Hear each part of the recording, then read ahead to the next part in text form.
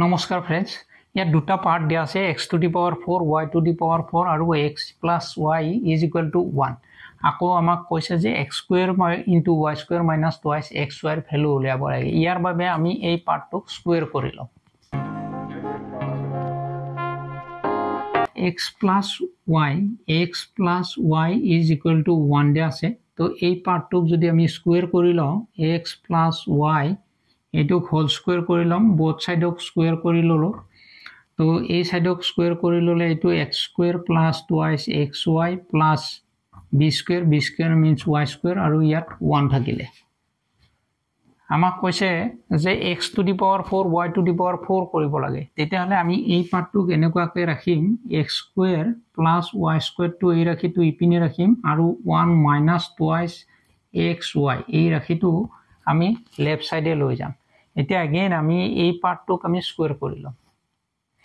তো স্কয়াৰ কৰি ললে কেনেকুৱা হ'ব x square plus y square এটো হোল স্কয়াৰ কৰিম, আকৌ 1 minus twice xy এটোক আমি স্কয়াৰ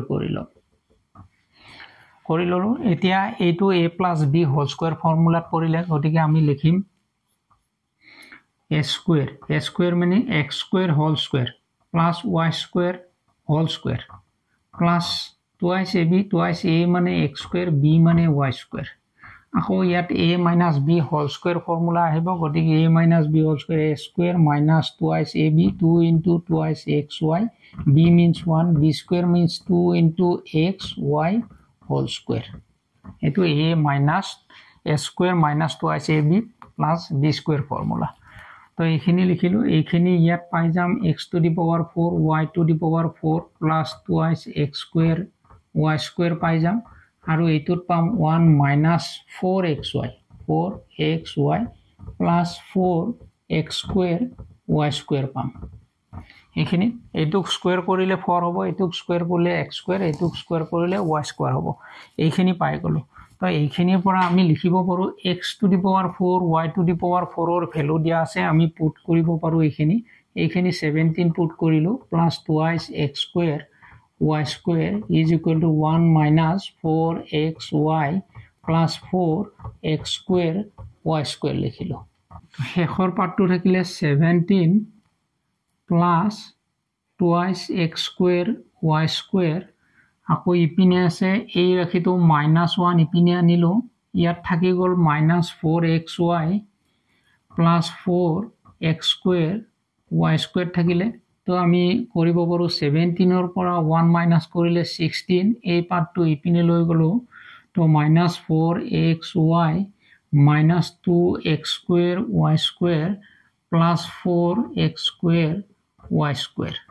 তো 4x square y square ৰ পৰা minus twice x square y square গলে 2 গলে আমাৰ থাকিব 2, অৰ্থাৎ 2x square y square থাকিব, এই দুটা মাইনাস কৰিলে।